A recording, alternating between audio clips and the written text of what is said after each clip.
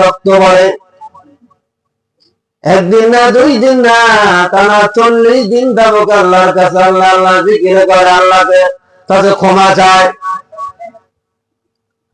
আল্লাহর কাছে বলে, রব্বুল আলামিন, দুনিয়াতে আমরা দেখেছি সন্তান যদি মার শরীরে পেট্রোল লাগায় আঘাত করে, সন্তান কে মার আঘাত করে বলেন, ও সন্তান, আমি তোকে জন্ম দিয়েছি, আমার শরীরে আঘাত করলে তোর মতো সন্তানের মুখ দেখতে চাই না। দুনিয়াতে সন্তান অভিমান করে দেশের বাইরে চলে যায়। কিছুদিন পর সন্তান আবার বাড়িতে এসে মা পা মোবারক ধরে যখন বলে, মা ভুল করেছি গো মা, বেদর করেছি গো মা, আমাকে তুমি ক্ষমা করিয়ে দাও। মা যখন দেখেন সন্তানের চোখের ভিতরে পানির ফোঁটা, মা অতীতের সমস্ত ব্যথার কথা বলে সন্তানকে বুকে জড়ায় আনায়। ও মালিক রব্বুল আলামিন, শুনে আছি আপনি হাজার হাজার মার থেকে বেশি দয়ালু গো রব্বুল আলামিন, আমার গুনাহ আল্লাহ আপনি মাফ করে দেন। এই কথা বলার পর আমার আল্লাহ হযরত জিবরাইল আলাইহিস সালাতু ওয়াস সালামকে নবীজির কাছে পাঠিয়ে দিলেন 3টা প্রশ্ন নিয়ে। আমার বাবারা কয়টা প্রশ্ন নিয়ে পাঠালেন? আল্লাহ পাক রব্বুল আলামিন জিবরাইলকে আল্লাহর নবীর কাছে 3টা প্রশ্ন নিয়ে পাঠাইলেন। জিবরাইল আলাইহিস সালাতু ওয়াস সালাম আল্লাহর নবীকে বললেন, ও আল্লাহর নবী, ইয়া রাসূলুল্লাহ, ইয়া হাবিবাল্লাহ, বলেন তো দেখি এই আসমান জমিন কুল কায়নাতের মালিক কে? বলেন কে? আমার নবী বলেন, আসমান জমিন কুল কায়নাতের মালিক তো আমার আল্লাহ। হযরত জিবরাইল আলাইহিস সালাতু ওয়াস সালাম আল্লাহর নবীকে বললেন, ইয়া রাসূলুল্লাহ, ইয়া হাবিবাল্লাহ, আল্লাহ পাক রব্বুল আলামিন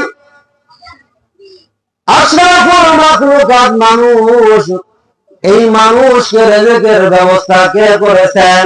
বলেন কে করেছেন? আমার নবী বলেন, রিজিকের মালিক আমার আল্লাহ। হযরত জিবরাইল আলাইহিস সালাতু ওয়াস সালাম বললেন, মানুষ ভুল করে, এই ভুল মাফ করবেন কে? কে? গুনাহ করলে গুনাহ মাফ করবেন কে? আমার নবী বলেন, গুনাহ করার পর তওবা করলে মাফ করেন আমার আল্লাহ। জিবরাইল আলাইহিস সালাতু ওয়াস সালাম আল্লাহর নবীকে বললেন, ইয়া রাসূলুল্লাহ, ইয়া হাবিবাল্লাহ, আজ থেকে 40 দিন পূর্বে আপনার কাছে আপনার এক সাহাবী বড় সাংঘাতিক গুনাহের কথা নিয়ে আপনার কাছে আসছিল। আপনি তাকে বলেছিলেন আপনি সাংঘাতিক গুনাহ করেছেন। আপনার ওই যুবক সাহাবী কান্না করতে করতে পাহাড়ের চূড়ায় চলে যায়। একদিন না, 2 দিন না, 40 দিন কান্না করার পর আমার আল্লাহ পাক রব্বুল আলামিন বলেছেন, ওই যুবকের তামাম গুনাহ খাতা আল্লাহ মাফ করে দিয়েছেন। সুবহানাল্লাহ। আমরা গুনাহ করি নাই, সেজন্য আল্লাহর কাছে তওবা ইস্তিগফার মাফ চাইতে হবে। আল্লাহ গুনাহ করেছি, না বুঝে গুনাহ করেছি, শয়তানের ধোঁকায় গুনাহ করে ফেলেছি, আল্লাহ মাফ চাই, আল্লাহ মাফ করে দেন। আল্লাহ দেখবেন আপনার গুনাহ মাফ করে দিবেন। সেজন্য আল্লাহর কাছে আমরা প্রস্তুত আছি ইনশাআল্লাহ, সবাই যাবো ইনশাআল্লাহ। যারা গুনাহ করেছি আমরা কেউ নাই যে গুনাহ ছাড়া। আল্লাহর কাছে মাফ চাইতে হবে নামাজ পড়ে। শুধু মাফ চাইলাম, নামাজ পড়লাম না, তাহলে হবে বলেন?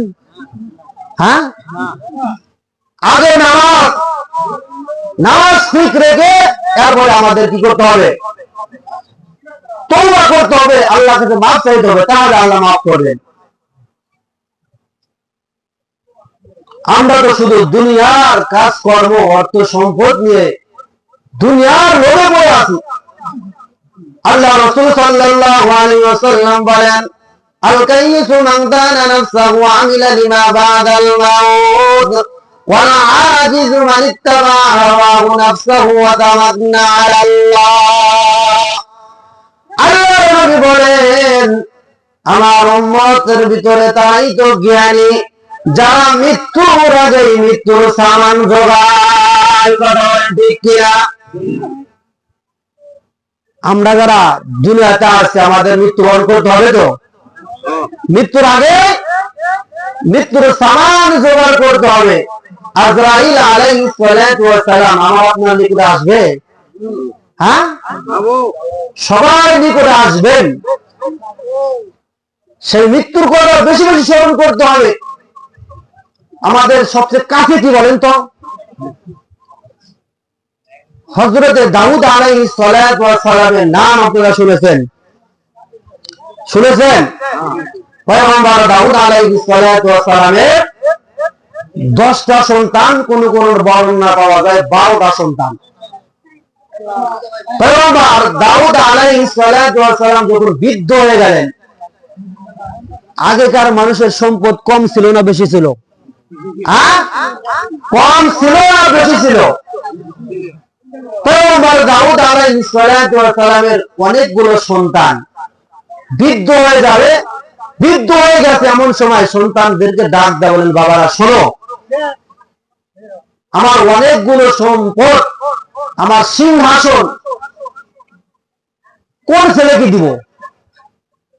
পীর হলে পীরের দায়িত্ব সন্তান পায় না, যে কোনো এক সন্তানকে দিয়ে যায়।